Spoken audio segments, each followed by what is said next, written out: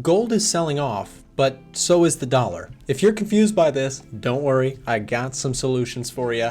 Let's jump into some trade setups here for Friday, as well as going into next week.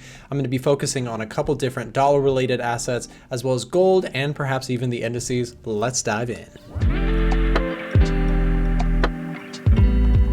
Alright guys, so at the time of recording this video, we're seeing gold get hammered off of this 1980 level, which we've talked about pretty much all week as a short-term target. Well, not only was it a target, well, sellers also viewed it as an opportunity to get short. Now, I don't have any trades open on gold, but I want to talk about one that I'm looking for.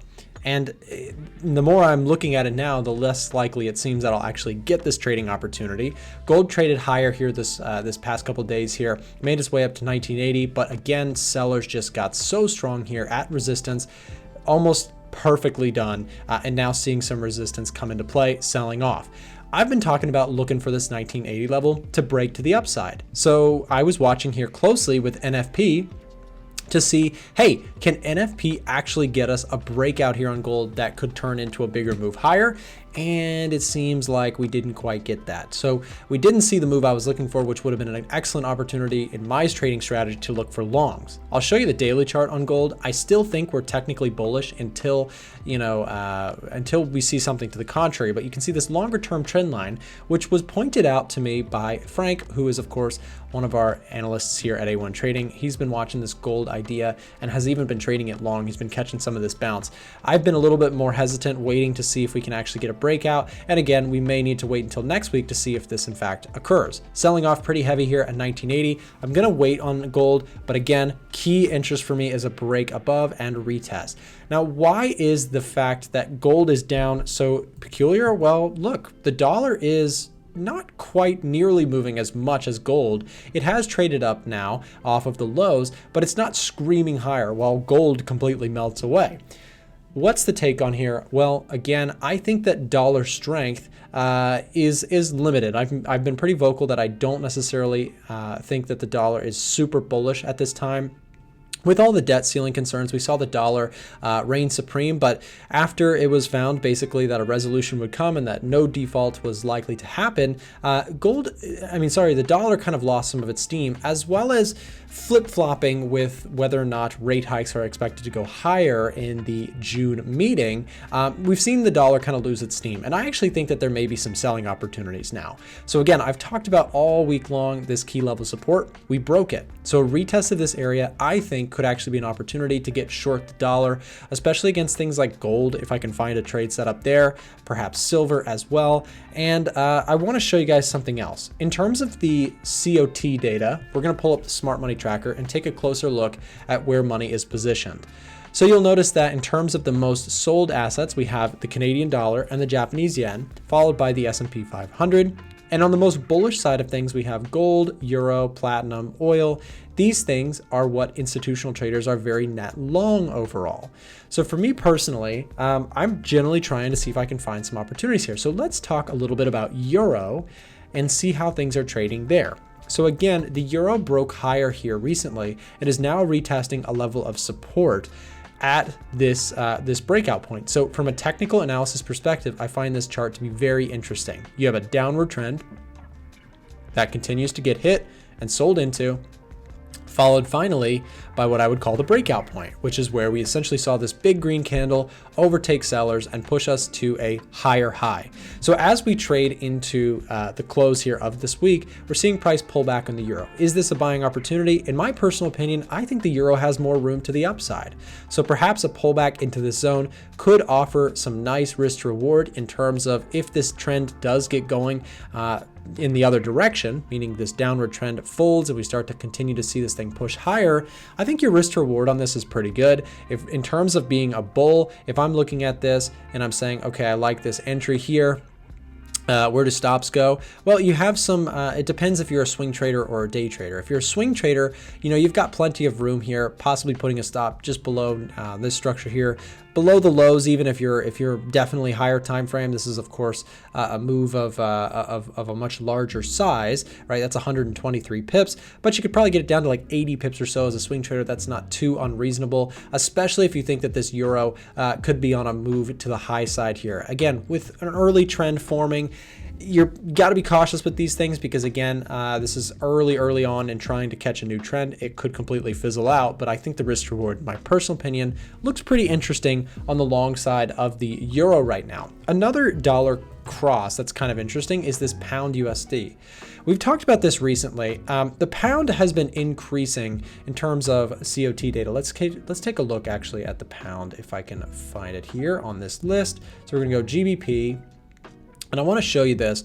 In terms of the latest, we've seen a decrease in change in longs and change in shorts, but we're still 54-45 in terms of long to short ratio in terms of COT data. This is of course tracking what big players are doing. Big players on the pound are pretty mixed. Are there better opportunities out there? There might be. And in fact, this is not my favorite trading setup, but the chart looks pretty strong. We've seen, again, that fact of a downward trend turned support, right? You've got this big move down, followed by a breakout retest and explosive move higher. If I was a pound bull in terms of a technical chart perspective, I like the idea of a possible pullback into support here around 1.2440, which is a ways away, but perhaps something to put on your watch list going into next week as this trend to the upside seems to be on solid grounds for the time being. Now, of course, we can also take a look at retail sentiment here. Retail sentiment is going to show us what not what institutional traders are doing, but in fact, the other side, what clients on brokerages on average are doing. Are they buying or are they selling particular assets? And the reason that that's a utility to us is that if we know what retail traders are doing, we also know that retail traders tend to lose money substantially. We could perhaps avoid some of the same traps that they're falling into. So pound USD notably has a very high short interest from retail traders who are betting against the pound. That makes me more bullish. If I'm taking a look, for example, at the other side of things, retail traders are very long on dollar CAD, so perhaps I want to avoid getting long dollar CAD myself. Let's go take a look too at the commodities market. We talked gold. Gold retail traders are very short. This is a bit of a hesitation point for me, why I want to be a bit concerned on the retail side of things. Again, yes, we see gold pulling back and selling off pretty aggressively, but a lot of retail traders are selling this trend. So it's a little bit of a cautionary tale for me on the short side. Again, we're seeing a lot of sell pressure come into this market, but I'll be watching for a breakout next week as this is probably one of my top trading setups. Guys, I do also want to mention we are currently doing our summer sale right now. And with the summer sale, you can get access to, hey, by the way, I'm over here. You can see me on the EDGEFINDER. You can get the EDGEFINDER right now for a massive $840 plus savings. So we cut the price by a massive amount. And not only do you get the EDGEFINDER Pro, you also get access to our MetaTrader robots and indicators completely free with your purchase. Now, what's cool here too, though, is you're saving over $840. This is the best price of the summer. If you've been watching my channel for a while and you enjoy my content, you like the tools that I'm using, we are a software company in Atlanta, Georgia, and this is going to be our best sale price of the summer. Do not miss it if you've been thinking about it. Again, you can get a massive savings right now.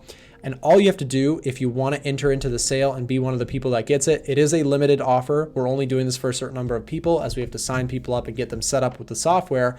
Message us right now at the very top of the description of this video. Just scroll down on this video. You'll see it at the very top. It says message us here. Click that link. It's going to open up a message prompt where you can have a conversation with one of my staff to get access to the sale discount. You can ask all your questions. Again, you get access to the EDGEFINDER, which is a one-time price. You don't have to pay monthly. And you get access to all of our MetaTrader suite stuff for free with your purchase. So there you go, check it out. And again, back to the video, let's take a look and see what else we can find. So gold continues to melt, but let's also take a look at the indices. I've been vocal that I want to buy the NASDAQ again, but I can't do it when price is trading up like this. Kenzo from our live stream made some excellent points about the Dow, which I thought was very interesting. He pointed out that the Dow was pretty weak, but now seeing some potential breakout points here. Let's see what Kenzo had to say on the live stream. Check it out. The Dow currently is a bit confusing, but if I go on a bigger time frame, let's go maybe on a bigger time frame. I think everything's on a bigger time frame is quite clear, or let me just say daily. On a daily time frame, we can easily we have a very nice resistant area here. So let me just draw a proper line there. So I think the market on Dow actually is still under pressure. I think we see that the market is actually pushing to the lower side. So where we are now, we can easily see that yes, the market is still continuing with this type of a sell, going lower and lower. And at the same time, the dollar is getting stronger, so it's not really surprising. And those companies in USDT, they're not actually doing that great. So if we go on a 4 hours time frame, we see that yes, the market is still pushing actually lower, but also we're expecting maybe NFP to be like seriously great, but it's not. So which means now that weight that we see on USDT, it might stop because we can see S&P 500 and Nasdaq, they're trying to do better, and actually they can pull USDT with it. I think we might see a bounce, but that's why I'm expecting to see a breakout here. Then if we see a breakout, I think if you missed on Nasdaq, I think we can catch up with USDT. I think we're gonna see quite similar moves on what we saw on Nasdaq. I think we might still see that on USDT.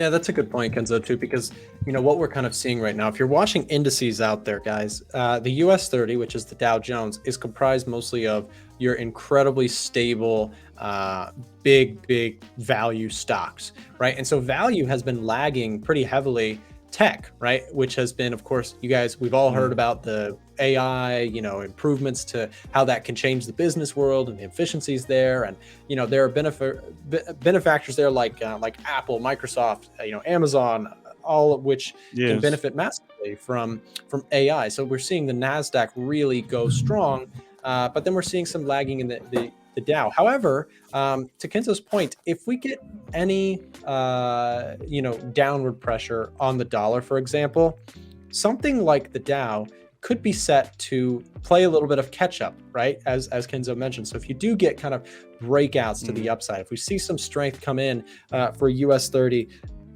it may be an interesting play, especially if you're, you're looking at some of the NASDAQ and the S&P and saying, hey, that looks like it's made its run, but the Dow has not seen such an appreciation. There may be some room to run there. I want to go back. Hey, guess what? I just found a video made just for you. Click this video to help with your trading, and thanks for watching.